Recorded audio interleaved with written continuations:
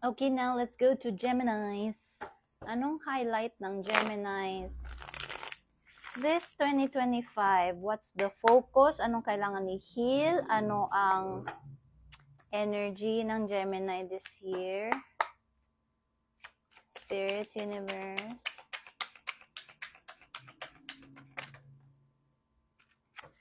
Nine of Pentacles.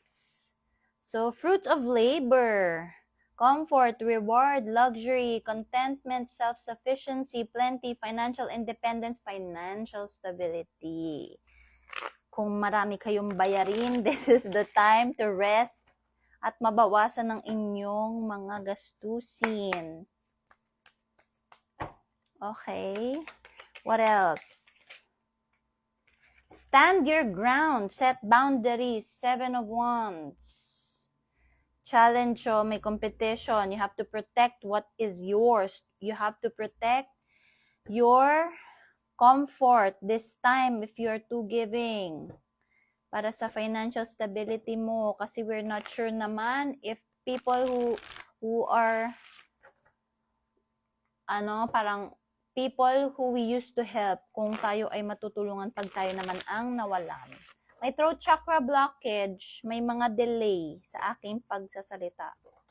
So baka kahit gusto mong gawin, medyo nag-hold back ka kasi nagigilty ka. But no, it's your right because it's your hard-earned money. It's your right to decide for yourself, okay? And you have to teach them to work hard for themselves. Stand your ground. Kung mahina ang puso at masyadong giving. Okay, we have our own lessons in life, especially financially. Hindi mo kasalanan kung naghihirap sila kasi whatever choices they made for themselves financially, it's not your responsibility. Ayan, nagka-tower moment ka, nagkaroon ka ng realization, and merong sudden change, may na-realize ka. Okay, may na-reveal sa yung truth about money. So, you have to balance daw. Ayan, yung Page of Pentacles sideways. So, kasi diba Page of Pentacles, it's giving. Although page siya, so hindi naman all out ang iyong pagbibigay kasi alam mo naman ang boundaries mo, pero minsan nadadala ka ng mga sitwasyon. So, manifestation, reflection, financial opportunity, skill, development, ambition, desire. Yung desire mo to give, i-balance. Okay? Anything else aside from financial?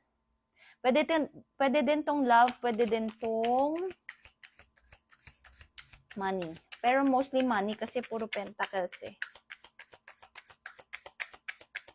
Basta yung abundance mo. Anything else, spirits?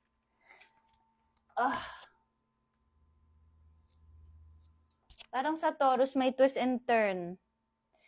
Ibig sabihin kasi lumabas 5 of Wands, may tension, may debate, may rivalry, may conflict, may competition, may disagreement, may tension, clashing of egos, kung sino man tong tinutulungan mo or whatever. Nag-stumble and fall, parang in and out yung conflict. Okay, last.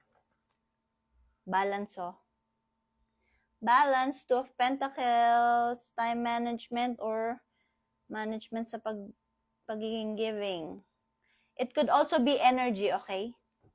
If you are giving yourself too much energy for other people, especially kung napipilitan ka lang, don't do it. Baka you're bored lang, okay?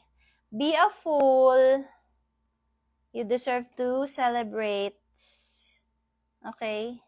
Action, movement about preparation, progress, enterprise activity, expansion. Kung you're thinking about having business or investment, yung limitation mo sa pagbibigay, i-invest mo for yourself and for your future, okay? Kasi pagka mas marami ka ng pera sa future, mas marami kang mabibigay. Pero at least yung mga years or time na hindi mo sila binigyan, natuto na sila. So maaring hindi mo na rin sila bigyan in the future. Basta ganun. Okay? Ang dami mong dreams, oh, Seven of Cups. Kasi ang Seven of Cups, it could be options eh. Pero since parang you don't wanna put all your abundance in one basket, gusto mo siya i-spread out. Okay? That's good. I hope this helps.